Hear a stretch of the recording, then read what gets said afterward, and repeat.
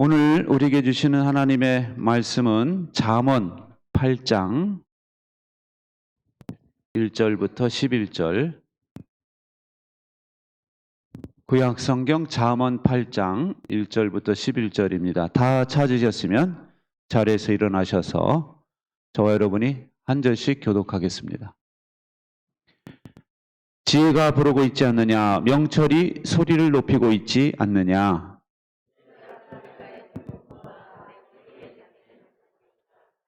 마을옥이 성문 곁에서 여러 출입문에서 외친다.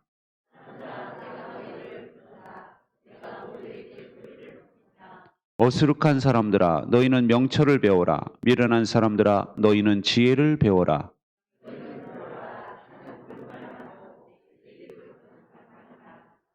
내 입은 진실을 말하며 내 입술은 악을 싫어한다.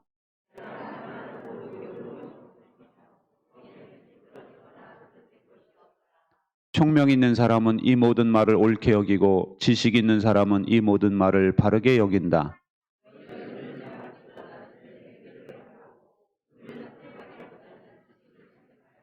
같이 읽겠습니다. 참으로 지혜는 진주보다 좋으며 내가 갖고 싶어하는 그 어떤 것도 이것과 비교할 수 없다. 아멘. 자리에 앉으세요. 우리 부모님들은 어린이날이 다가오면은 뭘 선물할까 고민스러워요.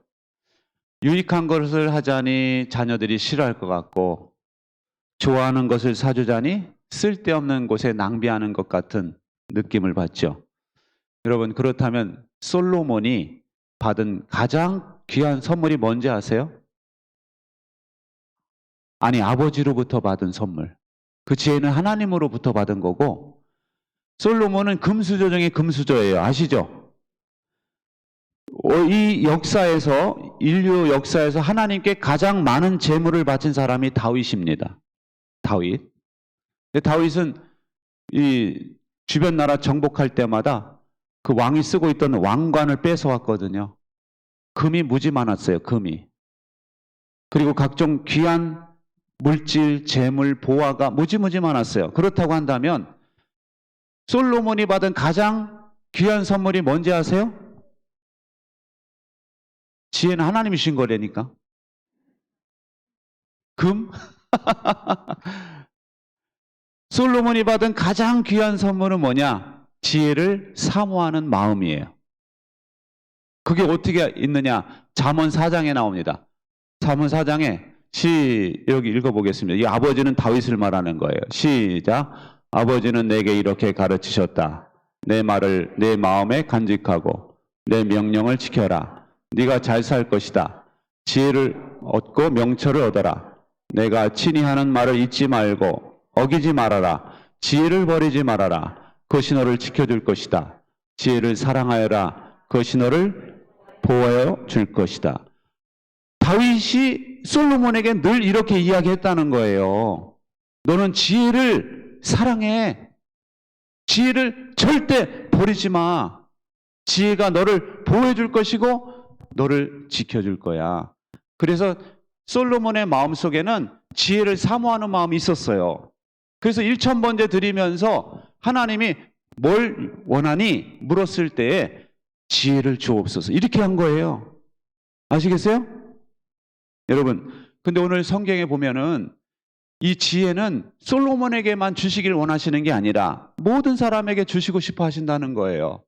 하나님이. 사거리에서 부르지 않느냐?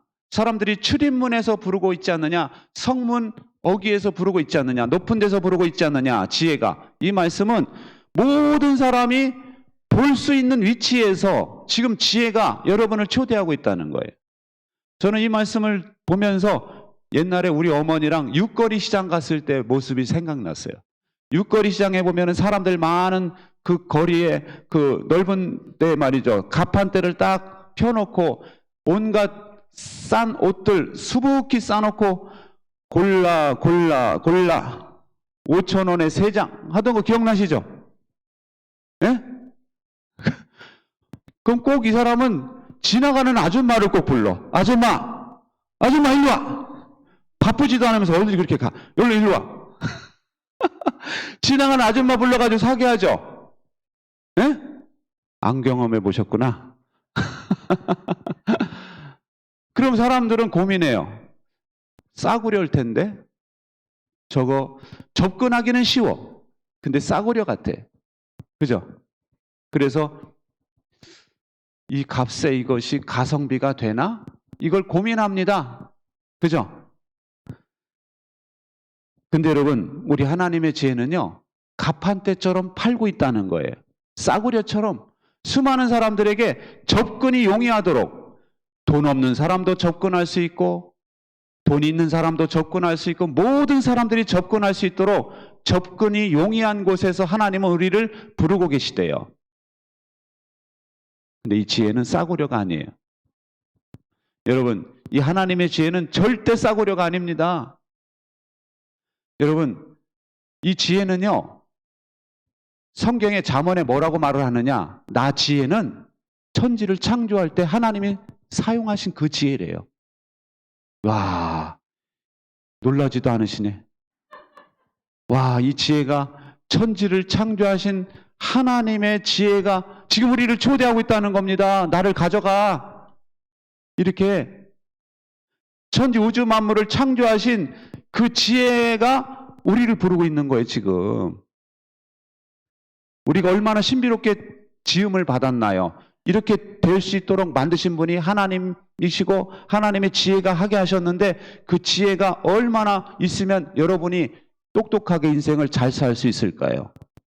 그리고 이 지혜로 왕들이 다스렸대요. 알렉산더 대왕이 그렇게 수많은 제국을 정복할 수 있었던 것도 하나님의 지혜를 주셨기 때문에 그래요.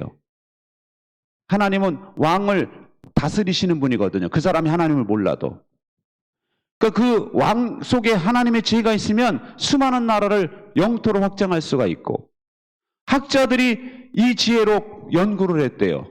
그러니까 하나님의 지혜가 내 안에 들어오면은 우리는 학자처럼 똑똑한 사람이 되고 그리고 온 세상을 창조하신 그 하나님의 능력과 지혜가 우리 안에 들어오면 우리가 인생을 얼마나 힘있게 지혜롭게 살 수 있겠어요. 그죠? 근데 이 지혜는요, 지금으로 말하면 하나님의 말씀을 의미해요. 왜냐하면 하나님의 말씀 속에 하나님의 지혜가 담겨 있기 때문에. 이해가시죠? 그래서 하나님의 말씀이 지금 너무 흔하게 우리를 부르고 있다는 거예요. 교회를 보세요. 높은 언덕에 있죠? 이리 와 부르는 거예요. 사거리에 있죠, 교회가. 사람들 다니는 곳에 어디를 봐도 교회가 있죠? 교회가 여러분을 부르고 있는 거예요. 들어와서 말씀 들어라. 돈 받지 않아요. 누구든지 들어와도 막지 않습니다, 교회는. 들어와서 하나님의 말씀을 들으라는 거예요. 하나님의 지혜를 가져가라는 겁니다.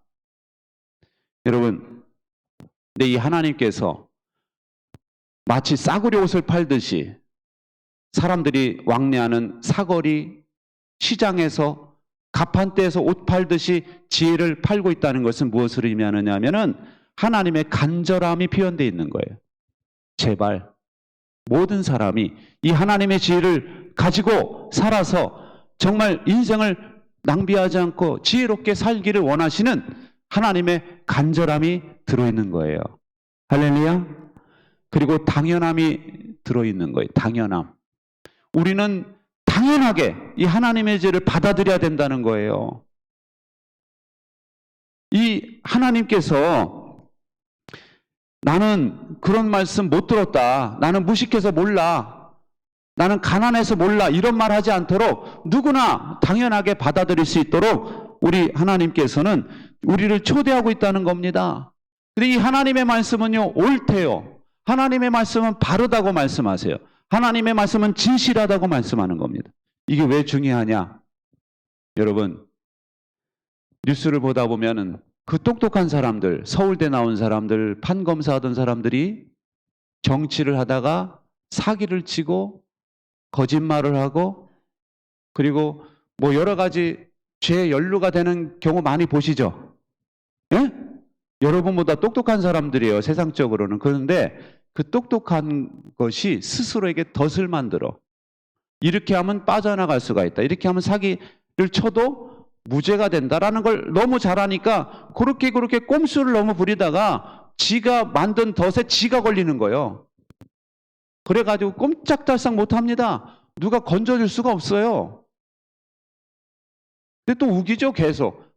우기면 그게 통하는 줄 알아. 그런 뉴스를 우리가 보다 보면은 어떻게 사람들이 저렇게 어리석게 살 수 있을까 이런 생각을 하게 되는 것이죠. 근데 우리 하나님의 말씀은 우리 여러분을 진실되게 하고 여러분을 의롭게 하시는 줄 믿으시기 바랍니다. 그래서 정치인들 중에서도 하나님 잘 믿는 사람들은요, 그런 게 열로 안 돼요. 정말 깨끗한 사람들이 있습니다. 아무리 파도 팔 게 없어. 에? 미담 덩어리밖에 없어. 옛날에 감사원장 하던 사람 아시죠? 모르세요? 장애우 맨날 업고 등교하던 사람, 그리고 입양해가지고 그 아이를 크게 훌륭하게 키운 사람 있죠? 무지 팠어요. 흠이 있나 없나. 하나도 안 나와. 크리스찬이에요. 하나도 뭐 안 나오니까 그 사람을 걸고 넘어질 게 하나도 없는 거예요. 그 사람 왜 그러냐? 말씀의 기준에서 살기 때문에 그래요. 여러분, 한국인 최초로 미국 존스 홉킨스대 소아정신과 교수로 근무하는 진하영 교수가 그런 말을 했어요. 한국의 부모들에게 하는 말이에요. 너무 많은 걸 가르치려고 하지 마라. 우리 한국 부모들은요, 애들을 너무 많은 걸 가르치려고 그래. 수학, 영어, 국어, 사회, 거기다가 음악, 미술, 줄넘기까지. 줄넘기 뭘 가르쳐 그냥 하라게 하면 되잖아. 그죠? 그것까지 학원을 보내. 키 커야 된다고. 그러니 애들도 지치고 그걸 대는 부모들도 지치고 그래가지고 한국이 여러 가지로 너무 문제가 많아요. 스트레스가 너무 많고 애들이. 그 사람 얘기는, 그 교수 얘기는 본질에 집중하라. 아이에게 가르쳐야 될 가장 중요한 점은 절대적 존재 가치를 심어주는 것이다. 이게 뭐냐면은 너는 절대적으로 너는 중요한 사람이야. 이렇게 가르쳐야 된다는 거예요. 너는 존재 자체로 사랑받는 사람이야. 이렇게 가르쳐야 된다는 거죠. 근데 한국 부모들은 우리 애가 키가 작아. 그러면 막 스트레스를 받고 너 많이 먹어야 돼. 많이 먹어. 많이 먹어. 그리고 일찍 자야 돼. 키 커야 돼. 그러니까 일찍 자야 돼. 막 이렇게 말을 하는데 그렇게 말하지 말라는 거예요.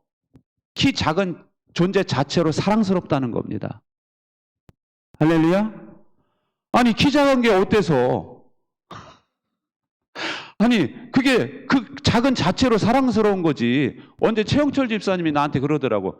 키 커봐야 아무 소용없어요. 자기가 커보니까 아무 유익이 없더래. 옷값만 더 들어가.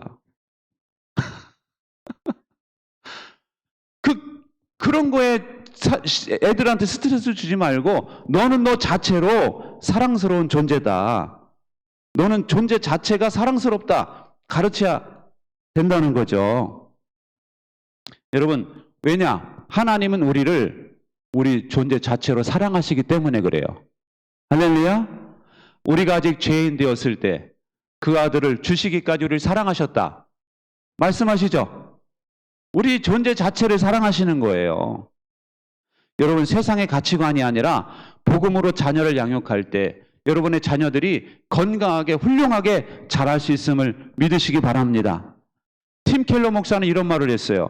복음은 내가 생각했던 것보다 더 큰 죄인인 것을 깨닫게 해주고 또한 내가 생각했던 것보다 더 사랑받는 하나님의 자녀가 된다는 것을 알게 해준다. 참 멋있는 말이죠. 복음은 우리로 하여금 깨닫게 해준다는 거예요. 생각보다 내가 큰 죄인이구나. 그죠? 근데 복음은 또 깨닫게 해준대요. 생각보다 나는 하나님의 사랑받는 자녀다. 이 두 가지를 깨닫게 해준다는 겁니다. 근데 많은 사람들이요, 다른 사람들과 비교하면서 나는 꽤 괜찮은 사람이야. 난 주변 사람들과 비교하면서 나 꽤 괜찮아. 교만해요, 교만해. 쓸데없는 우월감을 갖고 있어요. 맞지 않아요. 또 조금 문제가 생기면 우린 다 끝났다. 나는 죽을 놈이야. 뭐 이런 식으로 생각한단 말이에요.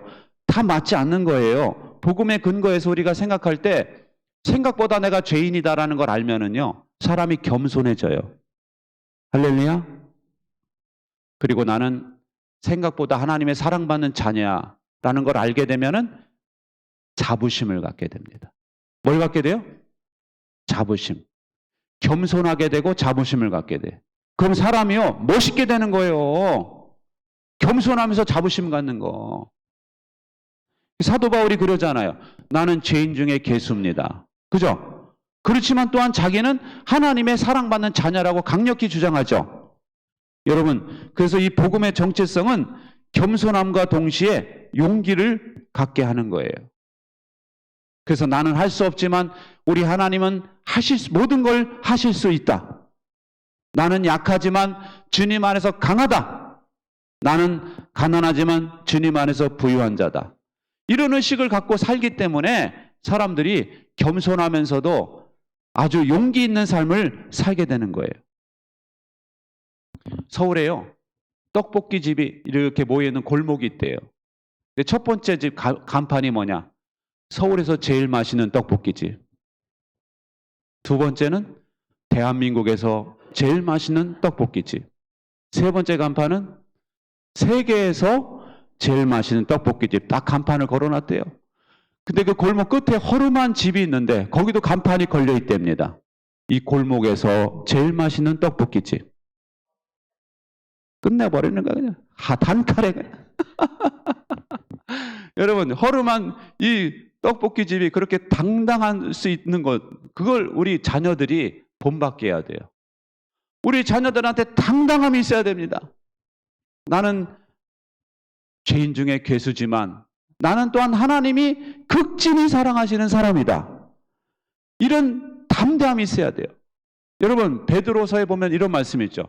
너희는 왕 같은 제사장이요, 하나님의 택함을 받은 족속이요, 하나님의 소유된 백성이다. 그죠? 소유라는 게 보물이란 뜻이에요. 하나님의 보물이 된 백성이다. 너희는 하나님의 나라다. 이렇게 말을 하고 있는 겁니다. 근데 여러분, 그 당시에 그 교인들이 있잖아요. 예루살렘이 함락돼 가지고 다 흩어졌어요. 나라를 잃었단 말이에요. 나라를 잃고 다 흩어졌습니다. 여러분, 나라를 잃으면 천덕꾸러기 신세 되는 거 아시죠? 예? 나라를 안 잃어봐서 모르죠.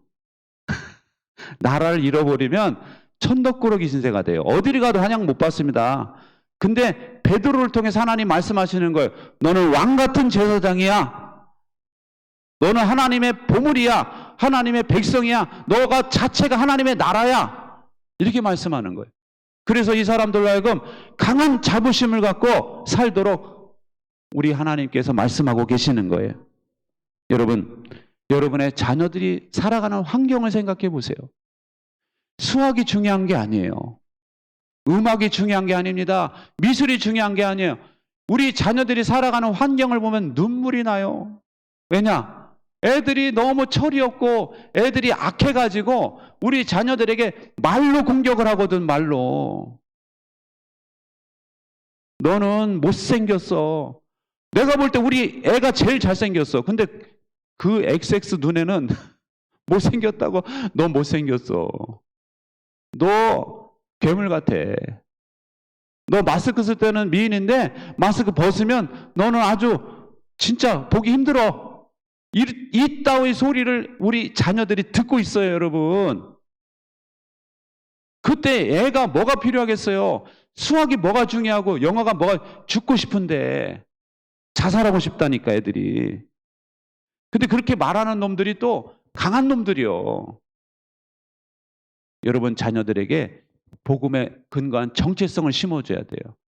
무슨 말을 들어도 애가 끄떡하지 않는 이 바보 같은 놈. 나는 그렇게 생각 안 해. 나는 하나님의 자녀야. 나는 하나님의 존귀한 사람이야. 전능하신 하나님의 자녀야. 이런 강하고 담대한 믿음이 있으면요, 그런 말을 들어도 흔들리지가 않아요. 신명기 6장에서 이렇게 말씀합니다. 시작. 내가 오늘 당신들에게 명하는 이 말씀을 마음에 새기고 자녀에게 부지런히 가르치며 집에 앉아 있을 때나 길을 갈 때나 누워 있을 때나 일어나 있을 때나 언제든지 가르치십시오. 또 당신들은 그것을 손에 메어 표로 삼고 이마에 붙여 기호로 삼으십시오. 진문설주와 대문에도 써서 붙이십시오. 여러분, 이 말씀은요, 가정에서 수많은 선택의 순간들을 맞이할 때 말씀을 따라 생각하도록 훈련시키라. 말씀을 따라 생각하도록, 말씀을 따라 사고하도록 훈련시키고 모델이 되는 거예요. 이 말씀은 한마디로 말해서 일상 속에서 하나님의 말씀이 흐르게 하라는 거예요. 일상이 되게 하라. 하나님의 말씀이 일상이 되게 하라. 예? 그래서 저는 우리 애들이 어릴 적에 물어봐요. 어린이날 다가오면 너 뭐 갖고 싶어? 그러면 트럭 갖고 싶다고 그러잖아요. 예를 들면. 그럼 뭐라고 그래요? 기도하자, 우리. 기도하자. 우리 하나님이 트럭을 주시도록 기도하자. 이렇게 기도하는 거예요. 그 애들이 기도하죠? 어리니까 기도합니다. 하나님, 우리 아들에게 트럭을 줄 수 있도록 해주세요. 예? 그리고 어린이날 딱 되잖아요? 그러면, 야, 우리 하나님이 트럭을 우리에게 주셨네? 감사하지? 감사하지? 확인하면서 이렇게 주는 거예요. 하나를 주더라도 기회를 놓치지 마라 이거예요. 신앙을 전수할 수 있는 기회를 놓치지 마라. 또 뭐 잘했잖아요. 그러면 야, 하나님이 너와 함께 하셔서 잘했다. 응? 이게 칭찬해 주라는 거예요. 하나님이 삶의 문제에 부딪힐 때 같이 기도하자고 그러는 거예요. 손잡고 기도하는 겁니다. 하나님, 이런 문제가 있습니다. 어떻게 하면 좋을까요? 우리에게 지혜를 주세요. 하나님이 해결해 주세요. 그러면 며칠 뒤에 해결이 됩니다. 그죠? 그러면 누가 하신 거예요? 하나님이 하신 거예요. 하도 그랬더니 우리 애 중에 하나는 왜 내가 했는데 왜 자꾸 아버지는 하나님이 하셨다고 그래요? 그러더라고. 물론 우리 애도 칭찬해 줘야죠. 야, 너 참 대단해. 너 정말 잘했어. 칭찬해 주면서 그래도 하나님이 도와주셨기 때문에 된 거 아니야? 그죠? 이렇게 우리는 모든 일상 속에서 하나님을 인정하도록 가르치는 거예요. 이렇게 대화를 하다 보면은요, 자녀들이 하나님의 존재가 마음에 들어오게 됩니다. 하나님이 계시는구나. 하나님께 기도하면 되는구나. 그러면 애가 하나님을 스스로 찾게 되는 거예요. 그리고 정체성을 분명히 심어주는 겁니다. 너는 하나님의 사랑하는 자녀야. 할렐루야. 너는 존귀한 하나님의 사람이야. 너는 전능하신 하나님이 함께 하시는 사람이야. 걱정하지 마라. 하나님이 함께 하시기 때문에 하나님이 도와주실 거야. 할렐루야. 이렇게 여러분 자녀들에게 계속 이야기를 해주셔야 돼요. 우리의 교회 안 다니는데요. 그게 뭐가 중요해 지금. 그럼 수학 능력 수능 시험 보러 갈 때 야, 엄마가 기도해 줄게. 그때 기도하자 그러면 기도 안 하겠습니까? 애들은 다 해요. 내 자녀는 내가 너 잘 되기 위해서 너 손잡고 한번 기도 좀 해보자. 축복 기도한다는데 어느 자녀가 뿌리치겠습니까, 여러분? 근데 여러분 왜 안 하시는 거예요? 왜? 그 기회를 왜 다 놓치고 말이야? 왜 다 놓치고? 순간순간 얼마나 많은 삶의 기회들이 있는데 그 기회들을 놓치고 다 그냥 돈으로 다 해결하는 것처럼 내가 다 해결하는 것처럼 합니까, 여러분? 돈이면 다 되는 것처럼 왜 애들한테 무의식 중에 가르치느냐고요? 그러면 애들이 무의식 중에 돈이 해야지 돼. 이런 게 엄마의 그런 마인드가 우리 자녀들에게 다 흘러 들어가는 거라니까요. 부모가 아무리 돈이 있어도 하나님이 함께 하시지 않으면 안 된다. 네가 아무리 지금 전교 1등이라도 하나님이 함께 하시지 않으면 안 돼. 한 칸씩 밀렸으면 끝이야. 이런 의식이 부모한테 딱 있으면은요, 자녀에게 그냥 수많은 기회들을 흘려보내지 않아요. 결혼 배우자가 나타났을 때 우리 같이 기도해보자. 이 사람인지 기도해보는 거예요. 문제가 있을 때도 우리 같이 기도하자. 교회 안 나오면 안 나올수록 더 그렇게 해야죠. 하나님의 존재를 인정하도록. 근데 여러분, 그게 바로 여러분이 물려줘야 될 유산이고요. 정말 더 큰 유산이 있어요. 그게 뭔지 아십니까? 하나님이 아브라함에게 창세기에 보면 이렇게 말씀하세요. 창세기에 보면은 시작. 내가 너와 세우는 언약은 나와 너 사이에 맺는 것일 뿐 아니라 너의 뒤에 오는 너의 자손과도 대대로 세우는 영원한 언약이다. 이 언약을 따라서 나는 너의 하나님이 될 뿐만 아니라 뒤에 오는 너의 자손의 하나님도 될 것이다. 내가 지금 나그네로 사는 이 가나안 땅을 너와 내 뒤에 오는 자손에게 영원한 소유로 모두 주고 나는 그들의 하나님이 될 것이다. 할렐루야. 여러분, 믿음의 조상하면 아브라함이죠. 근데 하나님은 아브라함만 믿음으로 살기를 원하신 게 아니에요. 아브라함의 자녀들도 믿음으로 살아서 하나님의 축복을 베풀기를 원하셨다는 거예요. 사실 아브라함은요, 가나안 땅에 살 때 땅이 없었어요. 아시죠? 자기 부인 죽었을 때 값을 지불하고 막벨락을 사죠. 아브라함 때는 가나안 땅이 아브라함에게 주어지지 않았어요. 근데 진짜 그 가나안 땅의 소유는 누구냐? 아브라함의 후손들이에요. 그러니까 하나님은요, 아브라함만 축복하기를 원하신 것이 아니라 아브라함의 후손들과도 언약을 맺고 그들과도 계약을 맺고 그들이 잘 되기를 원하셨다니까요. 여러분 하나님 체험하셨습니까?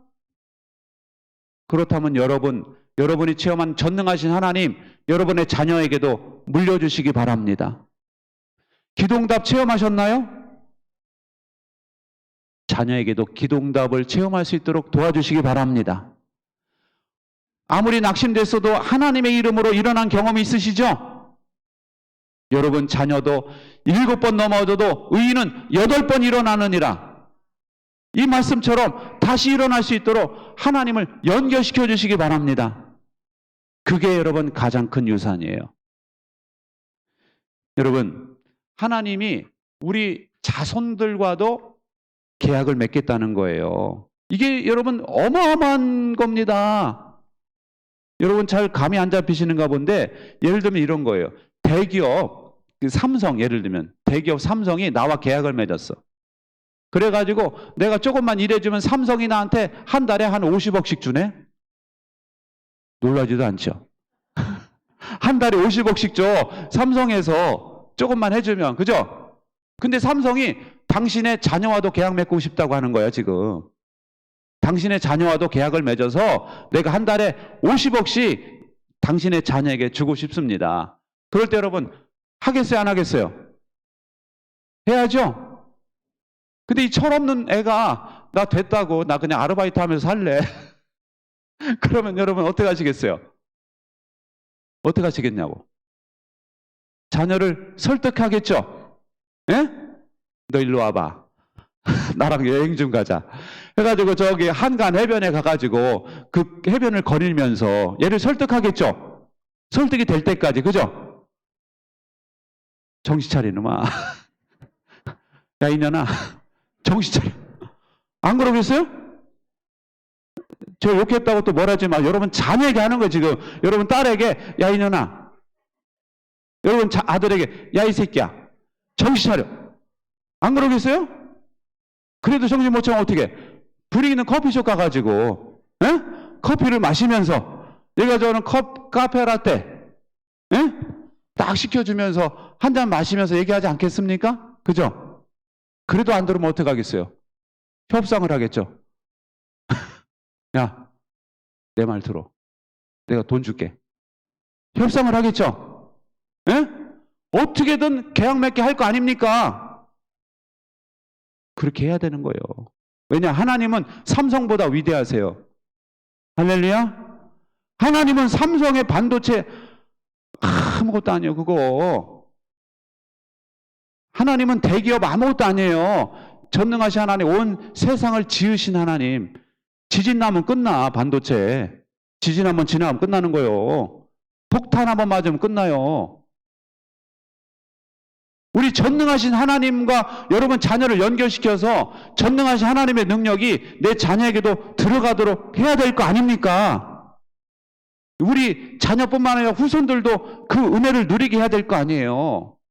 물론 우리는 주변을 전도해야 돼요. 안 믿는 사람들을 전도해서 다 여기다 끌어들여야 돼. 그런데 여러분 자녀는 포기하고 주변 사람만 전도한다? 그건 정말 희한한 거예요. 내 자녀를 먼저 챙겨야 되지 않을까요? 여러분, 하나님이 우리에게 말씀하세요. 나는 너의 기업이다. 기업이라니까 우린 잘 몰라. 하나님이 말씀하요. 나는 너의 사업이야. 사업체야. 하나님이 사업체래요. 하나님을 잘 믿으면 하나님으로부터 오는 게 무지무지 많은 거예요. 하나님으로부터 오는 게. 여러분 자녀에게 재산 물려주려고 하지 말고 신앙을 유산으로 물려주시기 바랍니다. 하나님을 체험하도록 도와주시기 바랍니다. 하나님으로부터 모든 능력과 복을 누리도록 도와주세요. 그것이 여러분의 자녀들에게 갈 정말로 중요한 유산이에요. 11절에 보면 이런 말씀이 있죠. 시작. 참으로 지혜는 진주보다 좋으며 내가 갖고 싶어하는 그 어떤 것도 이것과 비교할 수 없다. 여러분, 하나님의 말씀이 진주보다 더 귀하대요. 지금으로 말하면 하나님의 말씀이 금보다 귀하다. 하나님의 말씀은 여러분이 갖고 싶어하는 뭘 갖고 싶으세요? 강남의 빌딩을 갖고 싶으신가요? 강남의 빌딩보다 하나님의 말씀이 비교할 수가 없대요. 애플워치 갖고 싶은가요? 청소년들? 그거보다 하나님의 말씀이 훨씬 귀하답니다. 할렐루야? 근데 여러분, 진주와 하나님의 말씀은요, 비슷한 면이 있어요. 진주는요, 이 조개가 입을 벌리는데 뭔가 이물질이 들어온 거예요. 이물질이, 모래나 이런 게. 이물질이 들어오면 이걸 계속 감싸는 액을 분비해요. 조개가. 그래가지고 이걸 액을 계속 몇 겹 싸다 보면 그게 진주가 되는 거예요. 아시죠? 근데 하나님 말씀도 그래요. 하나님 말씀을 듣잖아요. 이물질이 들어오는 것 같아. 우리 인생 속에. 그죠? 내 가치관과는 안 맞는. 근데 이 하나님의 말씀이 들어와가지고 우리가 이 말씀대로 그래도 살아봐야지 하고 이 말씀을 갖고 씨름하는 거예요. 우리가. 미워하는 사람 용서하자. 하나님이 용서하라고 그랬으니까 용서하자 그러면 사람이 넓은 사람이 돼요. 포용하는 사람이 돼. 그러면 친구가 많아져요. 그리고요, 하나님의 말씀에 예를 들면 사랑하라 그랬으니까 사랑해야지 하다 보면은요, 사람들이 나를 좋아하게 돼. 그럼요, 사업도 잘 돼. 또 하나님이 궁일이 여기랬으니까 궁일이 여겨야지. 저 사람 성질이 좀 까칠하지만 궁일이 여겨야지 하고 궁일이 여기잖아요. 그럼 그 사람을 통해서요, 놀라운 복을 또 받게 돼요. 예전에 어떤 통닭집 주인이 어려운 사람한테 통닭을 그냥 줬죠. 그랬더니 네티즌들이 이런 집은 돈줄 좀 맞아야 된다고 좌표 찍어가지고 통닭 무지시켰죠. 네? 그런 거예요. 인간적으로 생각하면 저런 인간한테 주면은 계속 오기 때문에 내가 가난해져 이렇게 생각할 수 있지만 하나님 말씀에 근거해서 긍휼히 여겨야지, 긍휼히 여겨야지, 사랑을 베풀어야지 하다 보면은 그 사람들이 그냥 안 둔다니까. 저런 사람 도와줘야 된다 하고 많이 시킨다니까요. 그러니까 이 하나님의 말씀을 따라 살다 보면은 처음엔 힘들지만 살다 보면은요, 체험이 생겨요. 뭐냐? 미운 사람도 사랑하니까 사랑이 되네? 체험이 생겨요. 기도하다 보니까 응답이 되네? 체험이 생겨요. 긍휼히 여겨보니까 하나님이 더 큰 은혜를 주시네? 체험이 생겨요. 그러면 그 다음부터 그 인생은 되는 거예요. 왜냐? 두려움이 없어요. 기도하면 되는 거고, 미운 사람 있으면 품으면 되는 거고, 사랑하면 되는 거고, 용납하면 되는 거고, 이렇게 해보지. 그 사람 앞에 누가 감히 적으로 서겠습니까? 누가 그 사람을 공격할 수 있겠어요?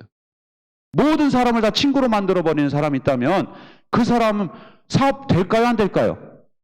내가 볼 때 무지 잘 될 겁니다.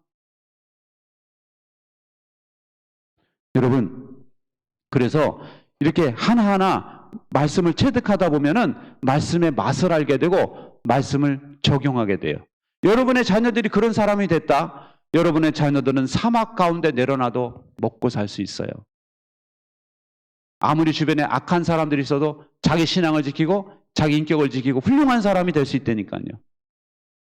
그런 찬양이 있죠. 그 말씀 한 절 한 절이 내 마음에 교훈되도다. 아시죠? 그 말씀 한 절 한 절이 내 마음의 교훈 정도만 되는 게 아니에요. 그 말씀 한 절 한 절이 내 인생의 진주가 되고, 내 인생의 금이 되고, 내 인생의 보배가 되고, 내 인생의 재산이 되고, 내 인생의 자원이 되고. 할렐루야. 여러분, 이 하나님의 말씀을 여러분 진주보다 더 귀하게 여기시기 바랍니다. 그 시작은 바로 예배에 초대하는 거예요. 여러분이 말씀으로 가르쳐주기 힘들잖아요. 안 듣잖아요. 그죠? 또 설교하려고 그래. 그러잖아요. 그죠? 근데 제가 여기 오면은 또 설교하려고 그래. 그러진 않아요. 설교하는 사람이구나. 그냥 듣는단 말이에요. 그러니까 여러분 자녀들을 여기다 앉히세요. 앉히면 제가 설교를 할 거 아닙니까? 그죠? 제가 설교 좀 이렇게 재미있게 잘하지 않아요? 그죠? 이렇게 하다 보면은 자녀들이 얼굴이 점점 변화돼요. 여러분 모르지만 여러분 자녀들이 와서 앉아 있잖아요. 첫째 주 다르고 둘째 주 다르고 셋째 주 얼굴이 점점 달라져요. 예? 애들이 점점 멋있게 된다니까. 여러분 어떻게든 이 자리에 앉히세요. 애를 달래든 협상을 하든 부탁을 하든 아주 그냥 여러분이 자녀를 제일 잘 알아요. 우리 애는 뭐에 약해. 여러분이 제일 잘 알잖아요. 어떻게든 여러분 부모님들이 자녀에게 수준으로 딱 내려가셔가지고 다른 거 필요 없어. 공부 안 해도 돼. 예배만 가자. 네? 그러면 제가 공부하라고 그럴 테니까 그냥 데려오세요. 데려오면은 하나님께서 여러분의 자녀들에게 귀한 은혜를 주실 줄 믿습니다. 여러분 늦기 전에 여러분 자녀들에게 유산을 물려주세요. 그 유산은 바로 하나님의 말씀이에요. 이 말씀이 자녀들에게 들어가면은 그때부터 우리 자녀들 절대 가난하게 안 살아요. 잘 삽니다. 여러분 이 말씀 기억하시고 우리 자녀들에게 가장 값진 유산을 물려주시는 여러분 되시기 바랍니다. 우리 같이 기도하겠습니다. 우리 같이 기도하실 때 우리 자녀들 아직 교회 안 나오는 분들 손 들고 기도하세요. 손 들고 벌 주는 게 아니라 하나님 우리 자녀들 좀 보내주세요. 간절한 마음을 담아서 기도하시라고요. 손을 들고 하나님 우리 자녀 하나님 이름을 부르면서 기도하세요. 예배 사모하게 주시옵소서. 말씀을 사모하게 하여 주옵소서. 말씀의 맛을 알게 하여 주옵소서. 하나님을 체험하게 하여 주옵소서. 전능하신 하나님이 우리 자녀들을 책임져 주시옵소서. 지혜 하나님이 우리 자녀들을 책임져 주옵소서. 기도하시기 바랍니다. 우리 같이 1분간 기도하겠습니다. 주신 하나님 아버지, 이 시간 아버지 하나님 기도합니다. 우리 자녀들을 붙잡아 주시옵소서. 우리 자녀들을 구원하여 주시옵소서. 우리 자녀들 아버지 하나님 말씀으로 초대하여 주시옵소서. 우리 자녀들이 하나님 말씀으로 불러 주시옵시고 우리 자녀들이 전능하신 하나님을 체험하게 하시고 지혜 하나님을 체험하게 하시고 하나님께 영광을 돌릴 수 있도록 하나님 역사하여 주시옵소서. 주님 붙잡아 주시기를 원합니다. 하나님 아버지 인도하여 주시옵소서. 우리는 주님을 의지합니다. 주님 붙잡아 주시옵소서. 우리 자녀들을 흘러두지 마시고 정체성을 주시고 아버지 강하고 담대한 믿음을 주시고 하나님 아버지 하나님의 존귀한 사랑받는 자녀임을 깨닫게 하여 주시옵소서. 하나님 역사하시고 하나님 인도하여 주시옵소서. 주여 붙잡아 주시고 하나님 인도하여 주시옵소서. 주여 도와 주시옵소서. 주여 도와 주시옵소서. 하나님 역사하여 주시옵소서. 주님을 의지합니다. 주님을 의지합니다. 주님 도와 주시옵소서. 예수님의 이름으로 기도하옵나이다. 아멘. 존귀하신 하나님, 우리에게 금보다 귀한 자녀들을 주시니 감사합니다. 하나님, 우리 자녀들에게 금보다 귀한 하나님의 말씀이 들어가게 하여 주시옵소서. 전능하신 하나님이 우리 자녀와 함께하여 주옵소서. 지혜 하나님이 우리 자녀와 함께하여 주셔서 지혜를 주시옵소서. 우리 자녀가 이 모든 것을 누릴 수 있도록 마음의 문을 열게 하여 주시고 우리 자녀들이 하나님을 받아들이게 하여 주옵소서. 하나님의 말씀을 사모하게 하여 주옵소서. 하나님의 말씀이 꿀보다 더 단 말씀임을 체험하게 하여 주시옵소서. 기도응답을 체험하게 하여 주옵소서. 삶의 문제가 있을 때마다 하나님을 찾게 하여 주시고 하나님이 응답하여 주시옵소서. 우리 자녀들의 앞날에 하나님의 은혜와 축복이 늘 넘치게 하여 주시고 하나님께서 동행하여 주시옵소서. 모든 영광 주님께 올려드리며 예수님의 이름으로 기도하옵나이다. 아멘.